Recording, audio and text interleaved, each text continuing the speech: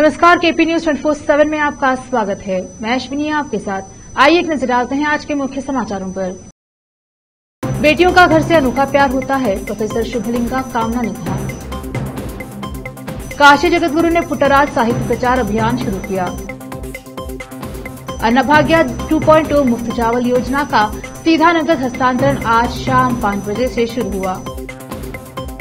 जैन मुनि हत्या, कर्नाटक बीजेपी ने की सीबीआई जांच की मांग। सूचना आयुक्त के पद पर दागी अधिकारी की नियुक्ति पर हाईकोर्ट ने सरकार को नोटिस देने का आदेश दिया। राज्यसभा चुनाव के लिए एस जयशंकर ने भरा नामांकन, गांधीनगर सीट पर ठोकेंगे दाव। बारिश से दिल्ली का बुरा हाल, यमुना नदी ने बढ़ाई चिंता। बैठक के बाद सीएम केजरीवाल बोले, मिलकर काम करने की जरूरत।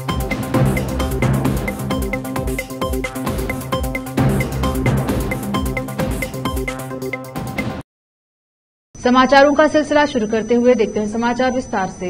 पहले समाचार स्थानीय। सोमवार को कर्नाटक लोक परिषद, केंद्रीय संस्कृति मंत्रालय, कर्नाटक राज्य जनजातीय अनुसंधान संस्थान मैसूर के सहयोग से कर्नाटक साहित्य संघ सांस्कृतिक भवन में रश्तिका के लोकगीत सम्मेलन में आयोजित एक संगीत कार्यक्रम में लोगों के बीच मातृघर पर व्याख्यान दिया। तंजावुर दक्षिण क्षेत्र सांस्कृतिक केंद्र और कर्नाटक साहित्य संघ बेटियों का घर से अनोखा प्यार होता है। प्रोफेसर शंभुलियागा कामना ने कहा कि यह प्रेम लोगों ने गीतों के माध्यम से बनाया है। शंभुलियागा कामना ने कई गीतों के माध्यम से अपने गृहनगर के प्रति लोगों के प्यार को उजागर किया। परिवार की अवधारणा एक आदि मानव देन है।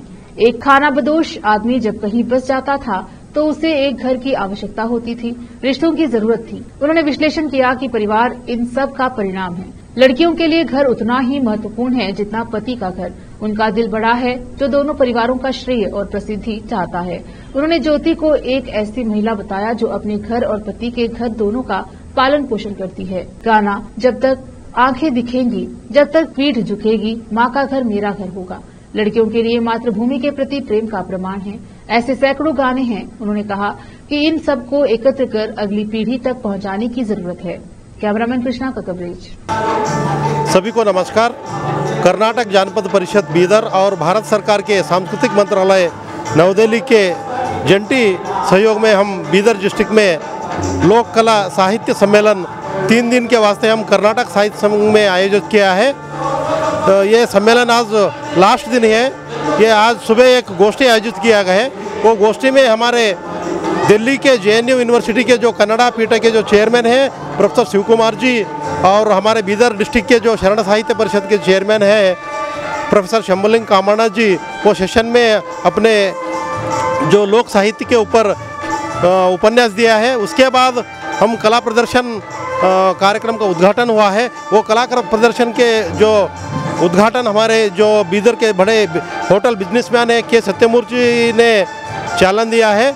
उस कला प्रदर्शन में हमारे बीदर के हलगी तंड, कोलाटा तंड, लंबाड़ी तंड और अनेक हमारे बीदर डिस्ट्रिक्ट के जो लोक नृत्य के जो कला तंडे पार्टिसिपेट किए हैं। अभी जो प्रेजेंट चल रहा है हमारे मंडे के जो सुप्रसिद्ध लोक गायक के सत्यमूर्ति का 2 घंटे जो लोक साहित्य के ऊपर और लोक गीत के ऊपर अद्भुत गीत के जो प्रोग्राम चल रहे हैं। इस गीत के बाद हम शाम 5 बजे इस जो लोक साहित्य सम्मेलन का क्लोजिंग सेरेमनी प्रोग्राम हो रहा है। उस क्लोजिंग सेरेमनी के प्रोग्राम के हमारे बीदर यूनिवर्सिटी के जो वाइस चांसलर है प्रोफेसर BS बिरादर सर चीफ गेस्ट रहेंगे। और इसमें हमारे बीदर डिस्ट्रिक्ट के तमाम चीफ गेस्ट और गण्यमान इसमें पार्टिसिपेट करेंगे। इस क्लोजिंग फंक्शन में हम बीदर डिस्ट्रिक्ट के जो विविध क्षेत्र में जो काम कर रहे हैं हम उनको 20 लोगों को सम्मान कर रहे हैं। इसी तरह हम 3 दिन का सम्मेलन बीदर डिस्ट्रिक्ट में बहुत ग्रैंड से हम आयोजित किया है। धन्यवाद। डॉक्टर पंडित पुट्टराज कवि गवईगाल का साहित्य वास्तव में लिंग साहित्य है।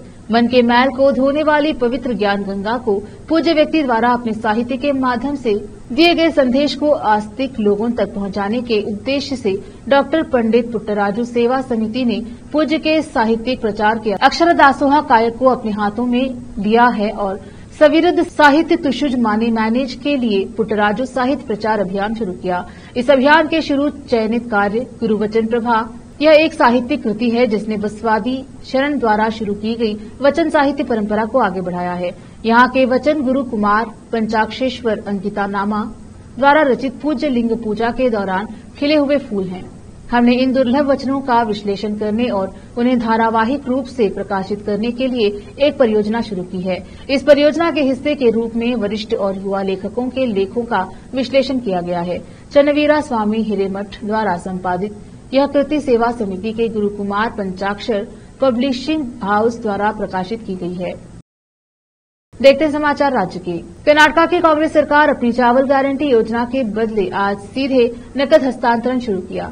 एक प्रमुख चुनावी वादा जो जून में केंद्र सरकार द्वारा राज्य सरकार को चावल और गेहूं की बिक्री बंद करने के बाद पटरी से उतर गया था। चावल योजना अन्न भाग्य 2.0 विधानसौधा में शाम 5 बजे लॉन्च हुई। योजना के तहत बीपीएल परिवार के प्रत्येक सदस्य को केंद्र से 5 किलो के अलावा प्रति माह 5 किलो मुफ्त चावल की गारंटी है। भाजपा सांसदों ने सोमवार को बेलगावी में दिगंबर जैन साधु की नृशंस हत्या की सीबीआई जांच की मांग की और कांग्रेस सरकार पर मामले में तथ्यों को छिपाने की कोशिश करने का संदेह जताया। विधानसभा में शून्यकाल के दौरान बीजेपी विधायकों ने आचार्य श्री काम कुमार नंदी महाराज की हत्या का मामला उठाया। पुलिस ने 2 लोगों नारायण बसप्पा माड़ी और हासन दलायत को गिरफ्तार किया है। आरोप है कि हत्या पैसे के मामले में हुई, जिसे भाजपा विधायकों ने पुलिस का भ्रामक दावा बताया। पूर्व मुख्यमंत्री बसवराज बोम्मे ने कहा यह एक नृशंस पूर्व नियोजित हत्या है, इसे किसी अन्य अपराध की तरह नहीं माना जा सकता है। अगर मामला सीबीआई को नहीं सौंपा गया तो यह संदेह और बढ़ जाएगा कि सरकार को छिपाने की कोशिश कर रही है। बोम्मे ने आरोप लगाया कि नई सरकार के तहत कानून व्यवस्था की स्थिति तेजी से बिगड़ रही है।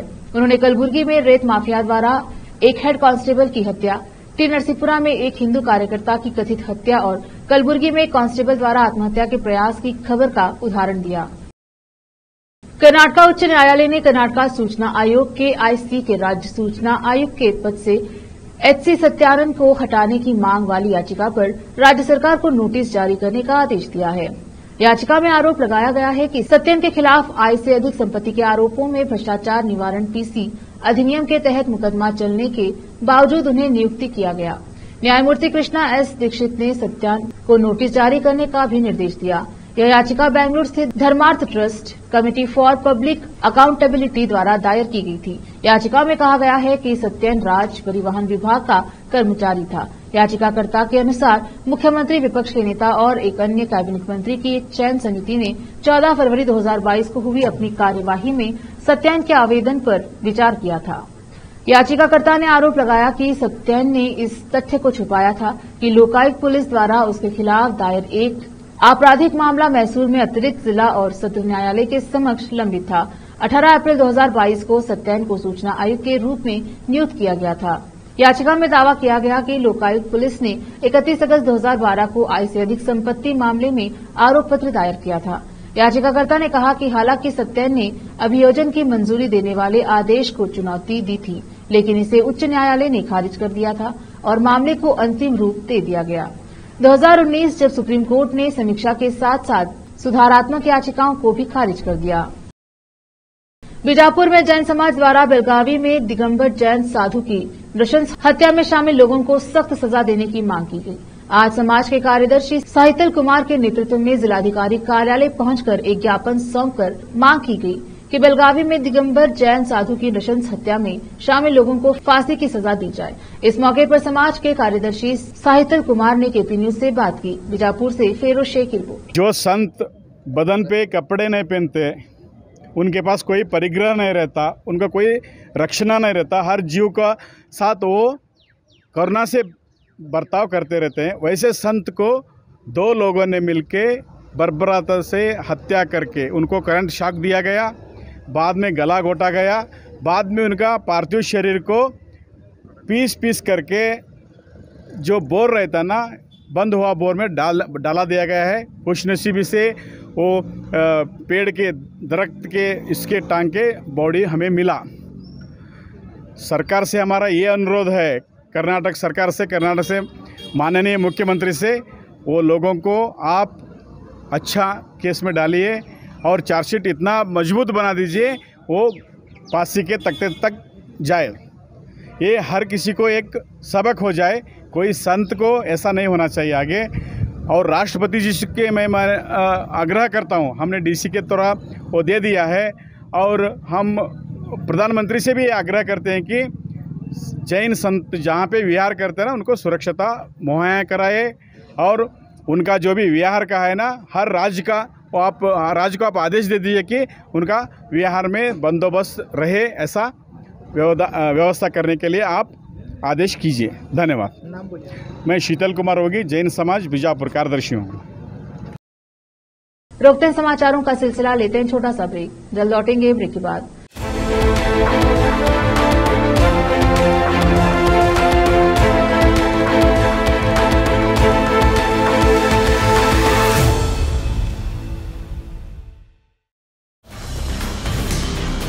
हिंदुस्तान के हर कोने में हम हैं मौजूद। 24 घंटे हालात पर गहरी नजर, खबरों से जुड़े चुपते सवालात और आपको दिखाता है धार्मिक, सामाजिक, राजनीतिक, लोकल और इंटरनेशनल न्यूज की सबसे बेहतर कवरेज, जो आपको रखती है हर पल बाखबर। देश और दुनिया भर की खबर के लिए देखते रहें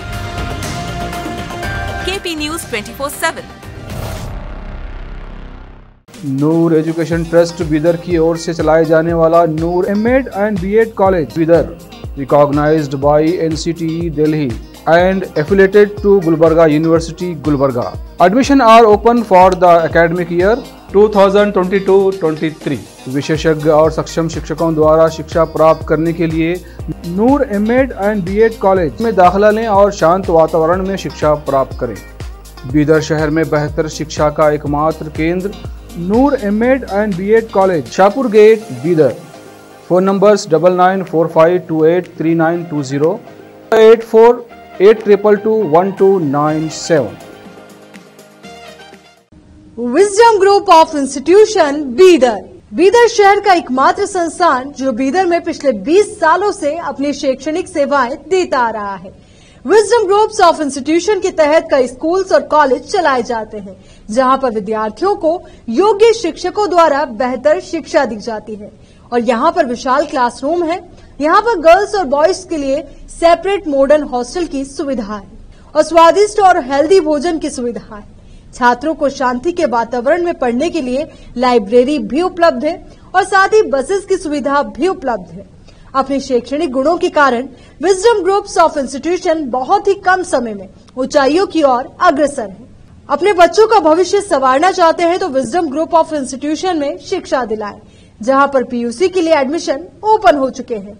wisdom PU college for science में इस साल पीयूसी सेकेंड ईयर का शानदार रिजल्ट आया है और यहाँ के 110 बच्चों को नीट के माध्यम से एमबीबीएस की फ्री सीट प्राप्त हुई है। यहाँ के छात्र Ziaul Hasan VTU gold medalist रह चुके हैं और उन्होंने आईआईटी दिल्ली में अपने नाम की सीट सुरक्षित कर ली है। आज ही अपने बच्चों का एडमिशन कराइए, याद रखिए। Wisdom Groups of Institution Head Office near Basweshwar Circle, beside New Command, behind Urdu Hall, Talim Siddiq Shah, Bidar. Contact number 9130189111, 8217411186. Toll free number 180012394447. Website www.wisdominstitutions.com. शहर बीदर के स्टूडेंट्स के लिए एक बड़ी खुशखबरी, यहाँ पर एडमिशन फीस में 100% कंसेशन दी जाएगी। Wisdom groups of institution Bidar के तहत चलाए जाने वाला और बेहतर शिक्षा केंद्र विजडम होलिस्टिक स्कूल का एक ब्रांच अब चिदरी में भी खुल गया है। इस सुनहरे अवसर से शहर बीदर के और चिदरी और मैलूर के छात्र फायदा उठाए। यहाँ पर nursery, LKG, UKG and first standard की बेहतर वातावरण में योग्य शिक्षकों द्वारा शिक्षा दी जाती है। यहाँ पर कई एजुकेशनल फैसिलिटीज मौजूद है, जैसा कि आप स्क्रीन पर डिटेल्स देख रहे हैं। इनके अलावा हवादार स्मार्ट क्लास, प्ले इक्विपमेंट, हिफ्ज व नाजिरा सेक्शन, हेल्थ चेकअप और दूसरी कई फैसिलिटी मौजूद है।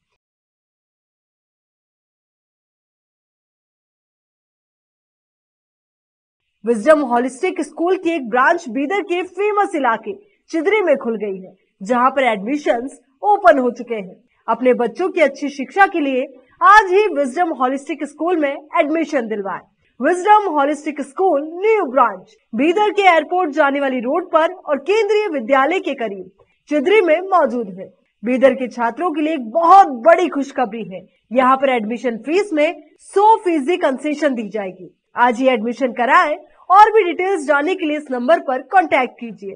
Contact number 9591978663, toll free number 1800123947, www.wisdominstitutions.com।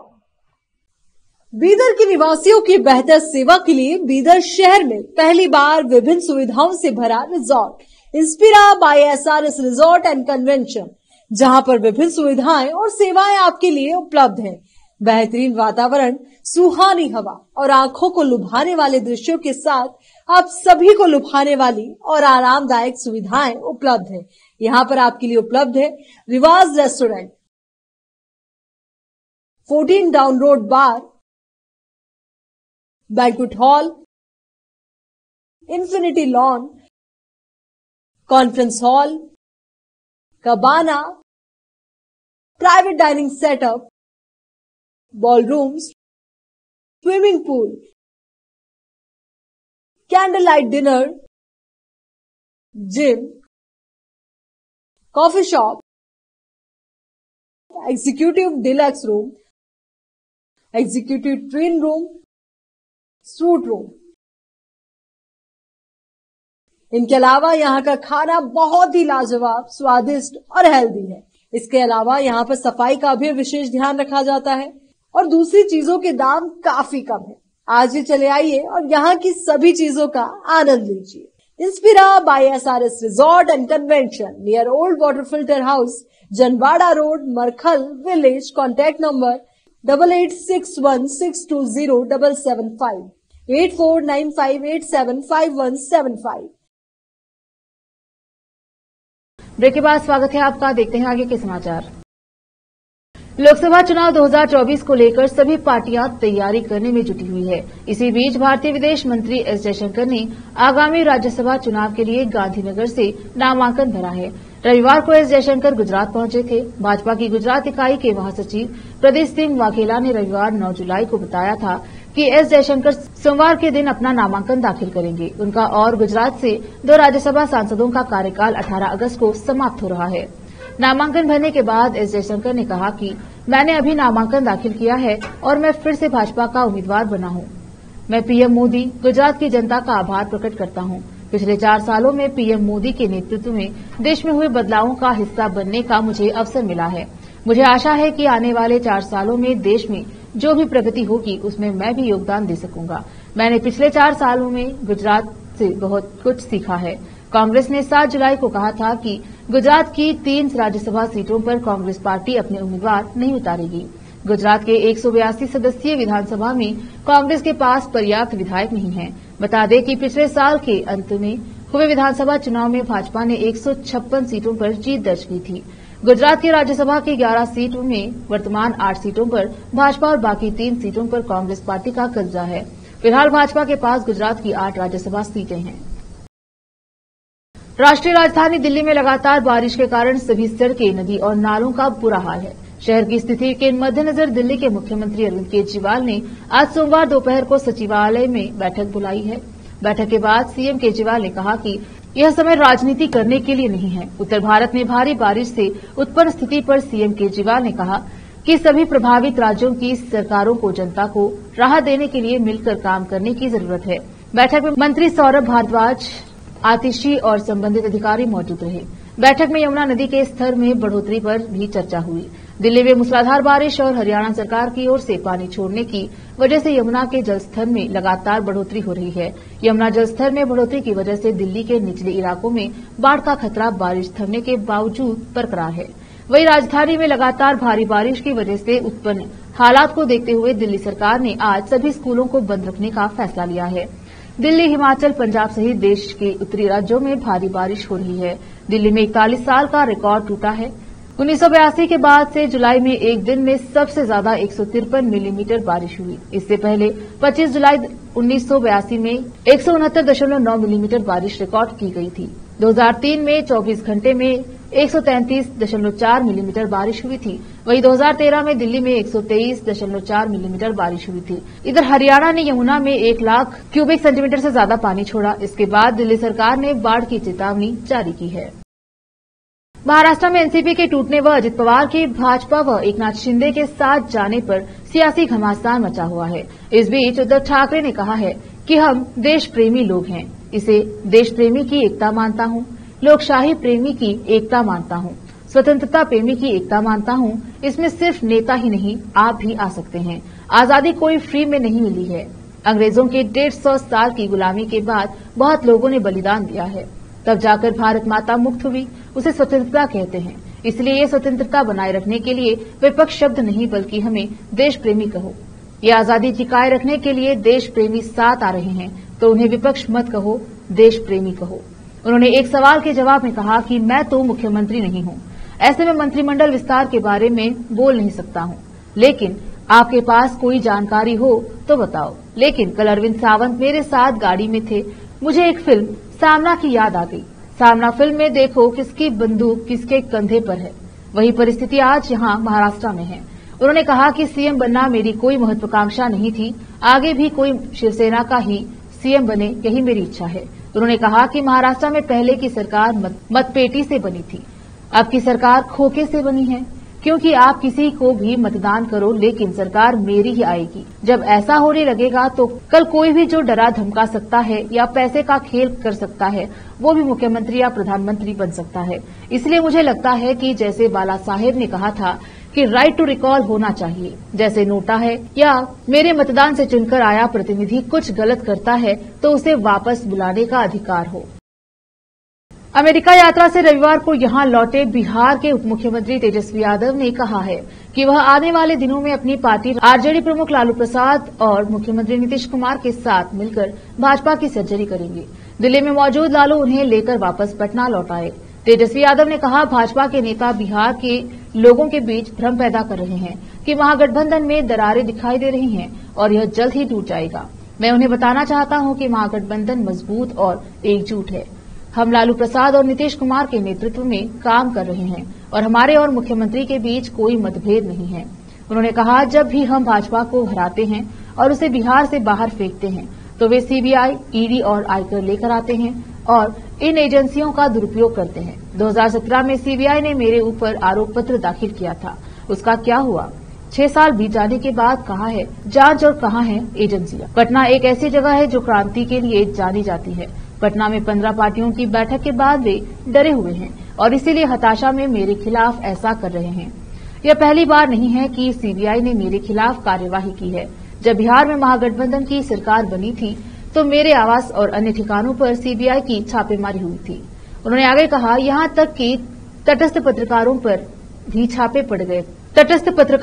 छापे पड़ रहे हैं। भाजपा की ओर से दावा किया जा रहा है कि कुछ दिनों पहले तक महाराष्ट्र में कुछ नेता भ्रष्ट हैं, मगर जब वही नेता गठबंधन के साथी बन जाते हैं तो पाप धुल जाते हैं और गुणवान बन जाते हैं। यह भाजपा की पुरानी रणनीति है। मेरे खिलाफ दाखिल आरोप पत्र में कोई दम नहीं है, यह सिर्फ मुझे बदनाम करने का एक नया प्रोपेगेंडा है। तेजस्वी ने कहा कि नीतीश कुमार के नेतृत्व में बिहार में सरकार मजबूती से और सुचारू रूप से चल रही है। देश के लोकतंत्र और संविधान को बचाने और देश हित में विकास के उद्देश्य से ही महागठबंधन का गठन किया गया है। उन्होंने कहा, महागठबंधन के गठन के बाद हमने तय किया है कि लालू जी और नीतीश जी समूचे देश का दौरा करेंगे और विपक्षी दलों को एकजुट करेंगे। उन्होंने ऐसा किया है और आपने इसे पटना की बैठक के दौरान देखा है। अब बेंगलुरु में हमारी दूसरे दौर की बैठक है, क्योंकि पटना बैठक हमारे लिए एक बड़ी सफलता थी। वे भाजपा प्रचार कर रहे हैं कि महागठबंधन में सब कुछ ठीक नहीं है। हम भली भांति जानते हैं कि यहाँ प्रोपेगेंडा है और नीतीश जी भी यह जानते हैं। अब समाचार विदेश के। बखमुत में चल रही भारी जंग के बीच यूक्रेन को तत्काल उत्तर अटलांटिक संधि संगठन का सदस्य बनाने को लेकर अमेरिका और ब्रिटेन में मतभेद पैदा हो गया है। ब्रिटेन के प्रधानमंत्री ऋषि सुनक और अमेरिकी राष्ट्रपति जो बाइडेन आज से लिथुआनियाई राजधानी विनियस में इस बात पर चर्चा करेंगे। हालांकि अमेरिका और ब्रिटेन यूक्रेन के सबसे मजबूत समर्थकों में से एक है।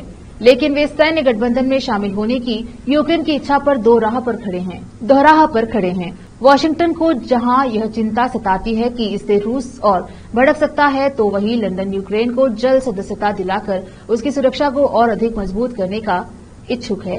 वहीं दुनिया के अन्य सभी पक्ष इस बात पर सहमत हुए हैं कि युद्ध समाप्त होने तक यूक्रेन इसमें शामिल नहीं हो सकता है। इसे इस प्रकार की गारंटी से कवर किया जा सकता है कि एक पर हमला सभी पर हमला। ब्रिटेन नाटो सदस्यता की शर्तों को पूरा किए बिना ही कीव को फास्ट ट्रैक सदस्यता प्राप्त करने के लिए दबाव डाल रहा है। इसी बीच अमेरिकी राष्ट्रपति ने रविवार को CNN को बताया कि यूक्रेन अभी तक तैयार नहीं है और यह स्पष्ट कर दिया कि सदस्यता युद्ध की समाप्ति से अधिक पर सशर्त है। बाइडेन ने कहा कि नाटो एक ऐसी प्रक्रिया है जिसमें सभी योग्यताओं को पूरा करने में कुछ समय लगता है। उन्होंने कहा कि नाटो को सदस्यता के लिए लोकतांत्रिकरण से लेकर अन्य मुद्दों की पूरी श्रृंखला तक एक तर्कसंगत रास्ता तैयार करने की जरूरत है।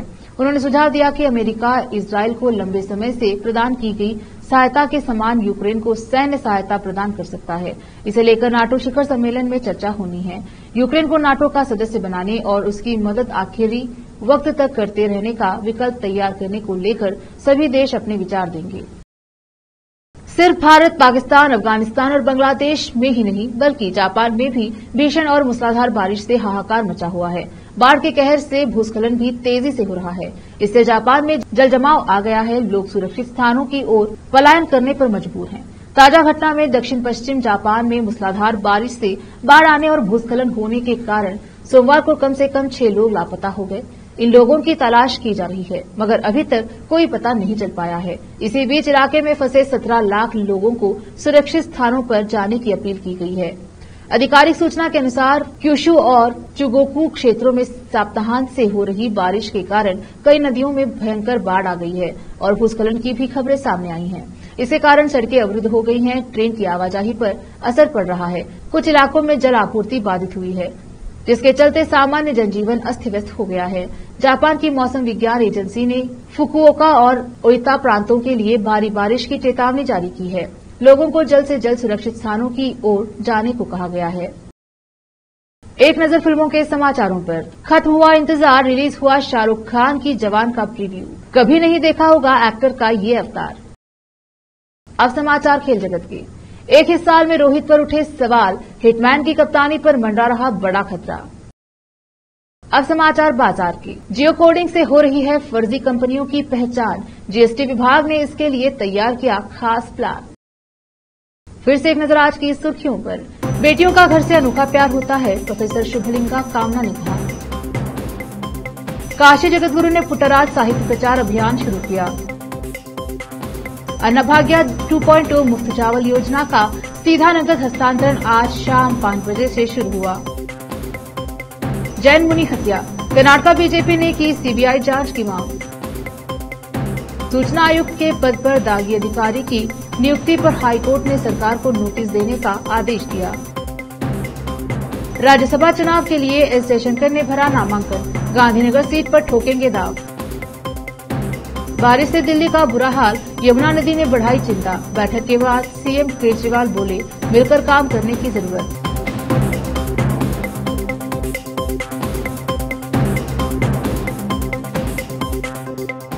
केपी न्यूज के बुलेटिन में आज इतना ही। देखते रहिए केपी न्यूज 24/7। धन्यवाद।